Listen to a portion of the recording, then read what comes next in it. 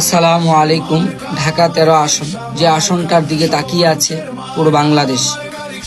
আসন্ন নির্বাচনে 11 দলীয় জোটের মনোনীত প্রার্থী হিসাবে দাঁড়িয়ে আছেন সেখানে ইবনে শাইখুল হাদিস আল্লামা মামুনুল হক সাহেব। আমরা সবাই চাই, যদি আল্লামা মামুনুল হক সাহেব সংসদে যেতে পারেন, তাহলে ইসলামী আদর্শের পক্ষে শক্ত অবস্থান তৈরি হবে এবং ইসলামপন্থীদের কণ্ঠস্বর আরো জোরালো হবে। তখন ইসলাম বিরোধী কোনো আইন পাস করা সহজ হবে না আল্লামা মামুনুল হক সাহেবের জন্য।